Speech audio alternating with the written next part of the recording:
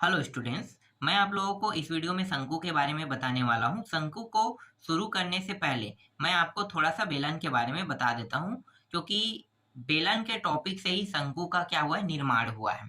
तो चलो इसे जान लेते हैं। तो देखो, बेलन क्या है। बेलन का जो वक्र पृष्ठ है, मैंने जब आप लोगों को बेलन वाला टॉपिक समझाया था उस समय सारे टॉपिकों को ये क्लियर कर दिया था ना कि ये कैसे बना है, कैसे आया है। तो बेलन का वक्र पृष्ठ क्षेत्रफल है 2πr h। बेलन का संपूर्ण पृष्ठ का क्षेत्रफल है 2πr h प्लस 2πr²। और ये जो बेलन का आयतन है वो πr²h है। ठीक है, यहाँ तक तो मैंने आपको बता दिया है। अब बात करने वाले हैं शंकु। शंकु बेलन से ही कैसे बना है। ठीक है, तो शंकु के बारे में जान लेते हैं। तो देखो, ये जो बेलन है, क्या है ये बेलन।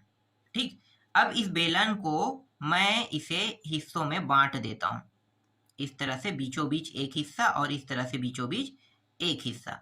अब आप देखो, आपको कितने शंकु दिखाई दे रहा होगा, ध्यान से देखो तो एक बेलन से एक शंकु, ये दूसरा और तीसरा। ठीक है, इसको भी बांट देते हैं इस तरह से, इस तरह से बांट देते हैं। तो देखो, एक, दो और ये तीन, तीन शंकु बनता है। एक बेलन से तीन शंकु बनता है। तो इसका मतलब क्या है, इसका मतलब ये है कि बेलन का आयतन कितना है, πr²h है। तो शंकु का आयतन क्या हो जाएगा, शंकु का आयतन हो जाएगा 1/3, क्योंकि तीन हिस्से बनते हैं। तो यहाँ पे लिखो शंकु का आयतन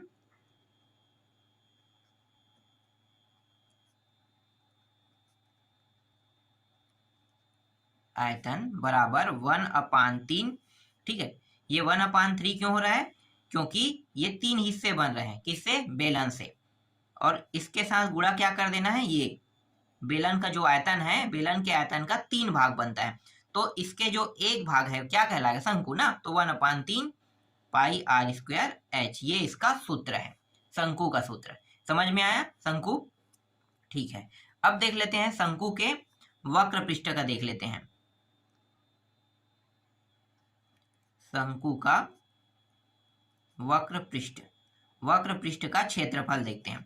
तो शंकु के वक्र पृष्ठ का क्षेत्रफल क्या होगा। तो देखो, बेलन के वक्र पृष्ठ का क्षेत्रफल क्या है, 2πr, और यहाँ पे h दिया है। लेकिन हम h को उपयोग नहीं करेंगे। क्यों नहीं करेंगे, क्योंकि यहाँ पे l दिया है। तो हम h के जगह पे बस थोड़ा सा चेंज करेंगे, l कर देंगे। लेकिन यहाँ पे 2 है, 2 का भी उपयोग नहीं करेंगे, क्योंकि ये तीन हिस्सों से बना है। तो हमारे पास तो जो वृत्त जो दिया हुआ है, ठीक है, वृत्त देखो यहाँ पे 2 दिया हुआ है, 2 वृत्त है, लेकिन इसमें तो एक वृत्त है। तो एक वृत्त है, इसलिए हम क्या करेंगे, पाई का उपयोग करेंगे। ठीक है, पाई, फिर r, और ये क्या है, l। बस इतने का ही, एक सेकेंड, h नहीं, l का उपयोग करेंगे।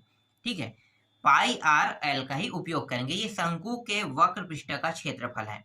और शंकु के संपूर्ण पृष्ठ का क्षेत्रफल क्या होता है, शंकु का संपूर्ण पृष्ठ,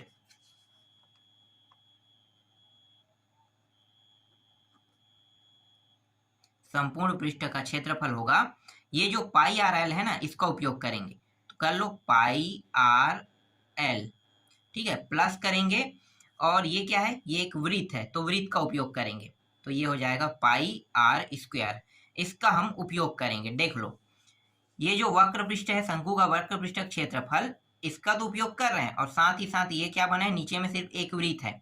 क्या है, एक वृत्त। तो एक वृत्त है, इसलिए πr² बस रहेगा। समझ में आ गया। तो πr², ये शंकु का संपूर्ण पृष्ठ का क्षेत्रफल है। अब यहाँ पे एक चीज और उपयोग होगा, ध्यान से देखो शंकु को। तो यहाँ पे आपको एक त्रिभुज दिखाई दे रहा है। क्या दिखाई दे रहा है, त्रिभुज। तो त्रिभुज दिखाई दे रहा है, तो लंबाई जो है ये क्या है, कर्ण है। ठीक है, कर्ण का मान l है, ये ऊंचाई है, और ये r जो है आधार है।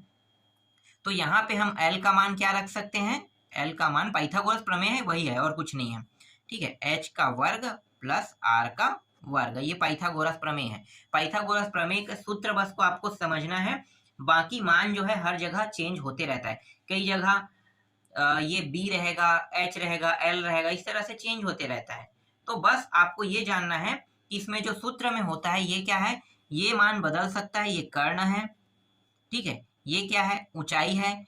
ये लंबाई भी हो सकता है, आधार भी हो सकता है। ठीक है, कुछ भी बोल सकते हैं। तो यहाँ तो ऊंचाई दिया, तो मैं ऊंचाई का वर्ग प्लस r का मान, यहाँ पे त्रिज्या है, त्रिज्या दिया है। तो त्रिज्या जो है इसे हम क्या लिख सकते हैं, आधार भी तो लिख सकते हैं ना। तो इस तरह से आधार का वर्ग। क्योंकि ये आधार ही है। तो देखो ओरिजिनल सूत्र वाला जो मान होता है वो कुछ इस प्रकार से होता है, ये हमेशा थोड़ा सा चेंज होते रहता है, लेकिन हर मान में आपको ये सूत्र ही पुट अप करना पड़ेगा। जब आपसे पूछा जाएगा कि किसी की कर्ण निकालो, किसी का आधार निकालो, किसी की ऊंचाई निकालो, ठीक है, जब त्रिभुज रहेगा तब ये सूत्र उपयोग होगा ही होगा। समझ में आ गया? तो शंकु के आयतन का आयतन आपको समझ में आया, शंकु का वक्र पृष्ठ, शंकु का संपूर्ण पृष्ठ, ठीक है। अब इनसे प्रश्न बना के देख लेते हैं सभी से। तो देखो पहला प्रश्न हम उपयोग करने वाले हैं शंकु के आयतन से। तो मैं r का मान यहाँ पे रख लेता हूं 7, ठीक है। l का मान चाहो तो रख सकते हो, मैं यहाँ पे h का मान रख लेता हूँ 10, ठीक है। 7 10 हम l का मान निकाल लेंगे, ठीक है। तो 7 हो गया, ये 10 हो गया, ठीक है। पहले इसको हल करते हैं। तो डायरेक्ट सूत्र रखो 1/3 गुणित पाई आर स्क्वायर एच, इसमें रख देते हैं। तो 1/3 गुणित पाई का मान होता है 22/7, आर का मान 7, फिर 2 बार है तो 2 बार 7 लिखेंगे, गुणित 10 कर देंगे।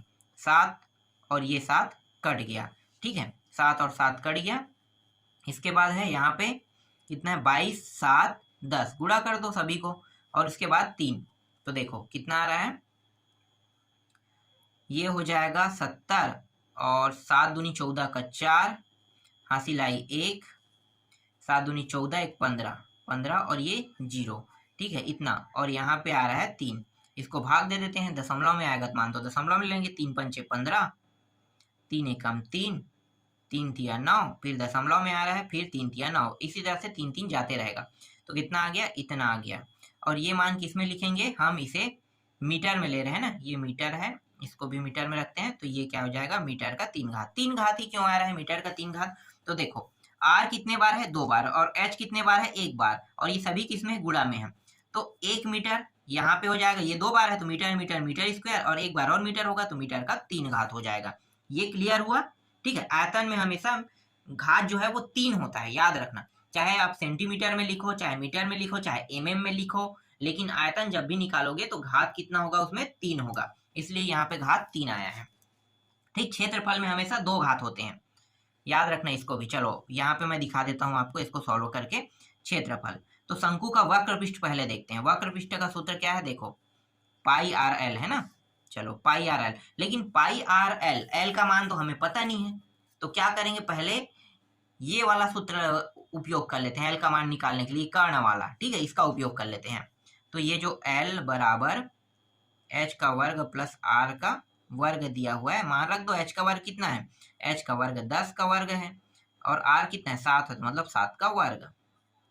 कितना हो जाएगा, ये 100, और ये हो जाएगा 49।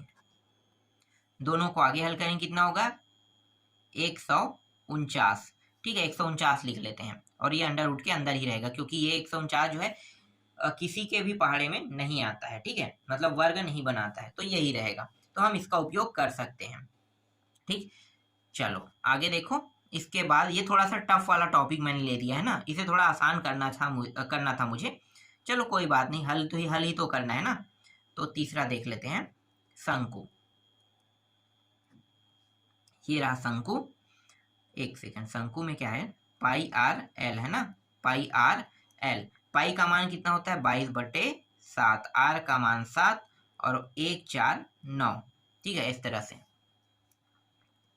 तो आर का मान तो मैंने लिखा नहीं क्या, हाँ यही 7 रहेगा, ये 7 ये 7 कट गया, तो 22 1 4 9, मैं इसका उत्तर ले लेता हूँ, ठीक है। ये क्या है, इसका उत्तर है। और यहाँ पे देखो आर और एल, ठीक है, ये भी मीटर में है, किसमें रहेगा, ये मान जो है मीटर में है। तो ये आर और एल, ठीक है, आर एल यहाँ पे मीटर, ये भी मीटर, तो मीटर मीटर क्या होगा, मीटर का वर्ग हो जाएगा। जब भी हम चाहे वक्र पृष्ठ क्षेत्रफल निकालें, चाहे हम संपूर्ण पृष्ठ क्षेत्रफल निकालें, हमेशा याद रखना क्या रहेगा, उसके घात जो है वो 2 रहेगा। जैसे मीटर है, मीटर स्क्वायर, इसे हम क्या करते हैं, वर्ग मीटर भी बोलते हैं ना। आप चाहो तो वर्ग मीटर लिख सकते हो, या शॉर्टकट में आप मीटर स्क्वायर इस तरह से लिख सकते हो। हिंदी में हम इसे वर्ग मीटर बोलते हैं। तीसरा के बाद चौथा देख लेते हैं। चौथा प्रश्न संपूर्ण पृष्ठ का है। तो पाई आर एल दिया हुआ है, और पाई आर का वर्ग है। चलो इसके मान रख देते हैं। तो मैं इसका पूरा मान ना ये रख देता हूँ डायरेक्ट। तो 22 1 4 9 मैं रख देता हूँ, और प्लस पाई का मान कितना होता है 22/7 गुणित 7 एक साथ कट गया, ठीक है 22 ये रहा, और यहाँ पे कितना है 22, इसके साथ गुणा ग्रुप में मैं क्या करूंगा, यहाँ भी 22 है, यहाँ भी 22 है और यहाँ पे प्लस है, मतलब दोनों में 22 है, तो मैं उभयनिष्ठ निकाल लेता हूँ। तो 1 4 9 है, यहाँ पे लिख लेता हूँ और प्लस 7 को इस तरह से लिख लेता हूँ। ठीक है, यही क्या इसका आंसर है। अब बताओ कि यहाँ पे मैं क्या लिखूंगा, मीटर स्क्वायर, मीटर के 1 घात, मीटर के 3 घात, क्या लिखूंगा। क्षेत्रफल निकाल रहे हैं ना, तो क्षेत्रफल है तो मीटर का 2 घात रहेगा। यही इसका फॉर्मूला है और यही इसका फंडा है, याद रखना। ठीक है, बहुत सारे लोग गलती कहाँ पे करते हैं कि यहाँ पे गलती करते हैं। जैसे कि मैंने मीटर का 2 घात लिखा है तो कई लोग 3 घात लगा देते हैं, कई लोग 1 घात लगा देते हैं, उन्हें पता नहीं चलता कि घात कब लगाना है। तो मैं आपको चलो इसके बारे में भी आपको थोड़ा सा जानकारी दे देता हूँ। देखो, जब भी हम किसी की लंबाई निकालते हैं, ठीक है लंबाई बस, तो लंबाई बस निकालेंगे तो घात कितना होगा 1 घात, मतलब मीटर में है तो सिर्फ मीटर में रहेगा, अगर सेंटीमीटर में सेंटीमीटर में, एमएम में है तो एमएम में रहेगा, और किलोमीटर में है तो किलोमीटर बस में रहेगा, लेकिन सभी का घात क्या है 1 रहेगा।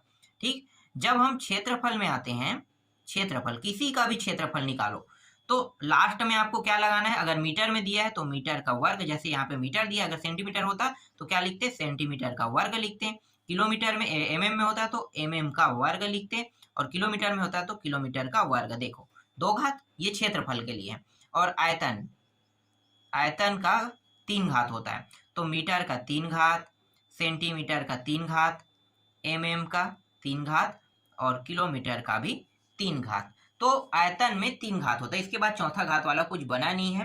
तो समझ लो कि हमेशा 1 घात 2 घात 3 घात का ही उपयोग होता है। क्षेत्रफल जितने जगह आएगा, अगर वो सेंटीमीटर में तो 2 घात लोगे, मीटर में है 2 घात लोगे, एमएम में 2 घात, किलोमीटर में है तो 2 घात। और आयतन में देखो तो आयतन में अगर मीटर में 3 घात, सेंटीमीटर में 3 घात, एमएम में 3 घात, किलोमीटर में 3 घात, इस तरह से आपको पीछे में लगाना है, सबके पीछे में। तो अब ये क्लियर हो गया होगा, शंकु के प्रश्न को भी मैंने आपको बना के बता दिया। ठीक है, और जो लंबाई क्षेत्रफल आयतन में जो डाउट है उसको भी मैंने क्लियर कर दिया।